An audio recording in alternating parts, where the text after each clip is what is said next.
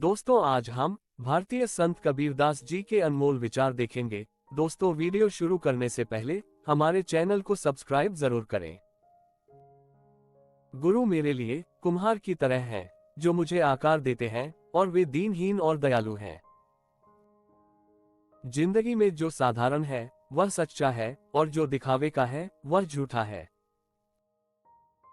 माला घुमाते हुए, नाम जपते हुए यदि उसे याद न करूं तो मेरा क्या ही उपयोग है। जो तुम पूरे संसार में खोज रहे हो वह सत्य तुम्हारे अपने मन के भीतर ही है। साधु का आचरण देखकर समझो, क्योंकि असली ज्ञान केवल उन्हीं के भीतर होता है। जिनका मन शुद्ध हो तो वह अपने भीतर गंगा को भी अपने मन में समेट लेते हैं। जो हम सपने में देखते हैं वही असलियत में भी समझना चाहिए। अपने हाथों की लकीरों में विश्वास रखो। अगर विश्वास नहीं होगा तो कोई भी काम अधूरा रहेगा। जो बिना गुरु के ज्ञान पाने का प्रयास करता है वह सच्चे मार्ग से भटक जाता है। कर्मों में विश्वास रखो, क्योंकि वे ही भविष्य को बनाते हैं। सत्संग से आत्मा को शांति मिलती है और संसार की माया से मुक्ति मिलती है। मनुष्य का रूप है बहुत सुंदर, लेकिन मन की गंदगी उसे खराब कर देती है। जो खुद आत्मनिर्भर नहीं होते और दूसरों पर निर्भर होते हैं वह व्यक्ति हमेशा दुखी होता है। धन और संपत्ति के मोह से मुक्त रहे और कर्म के सही रास्ते पर चले। मृत्यु निश्चित है, परंतु आत्मा के ज्ञान से व्यक्ति मोक्ष की ओर बढ़ता है। जो मैं दूसरों में बुराई ढूंढने गया पर कोई बुरा नहीं मिला, जब मैंने अपने दिल में देखा तो मुझे खुद से बुरा कोई नहीं मिला। ये शरीर महल है, आत्मा का निवास। जब तक उसे सच्चे ज्ञान से परिपूरित न किया जाए तब तक यह नष्ट नहीं होता। अक्ल से जीवन नहीं चलता, साधना से चलता है। सच हमेशा सरल होता है, उसे जटिल नहीं बनाना चाहिए। दुनिया में हर इंसान अपने कर्मों का फल भोगता है। जो अपने भीतर शांति नहीं पा सका वह दुनिया में कहां शांति पाएगा। समाज में उन्नति तभी संभव है जब हम अपने भीतर बदलाव लाएं। मनुष्य का असली धर्म है मानवता का पालन करना। जियो तो ऐसे जियो जैसे तुम्हारे पास अनमोल जीवन हो। सत्य का रास्ता कठिन है पर वह सबके लिए खुला है। दुनिया में सुखी है वही है जिन्होंने संतोष को अपनाया है। ध्यान से, साधना से और प्रेम से हम भगवान को पा सकते हैं। जिसे खुद से प्यार होता है वही दुनिया में प्रेम फैला सकता है। सच्चे संत वे हैं जो अपने जीवन से दूसरों को मार्ग दिखाते हैं। अगर आप बुराई ही देखेंगे तो बुरा ही मिलेगा, लेकिन अगर आप अपने भीतर की अच्छाई को ढूंढेंगे तो वही मिलेगा। संत ऐसा होना चाहिए जैसे छलनी, जो अच्छे गुणों को अपने में समेटे और बुराई को बाहर कर दे।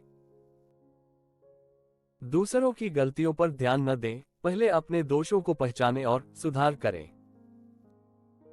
यदि मन शुद्ध है तो भगवान का अनुभव कहीं भी किया जा सकता है। जो मनुष्य सच्ची खोज करता है वह सच्चाई तक पहुंचता है, परंतु जो डरते हैं वे किसी भी सफलता को प्राप्त नहीं कर पाते।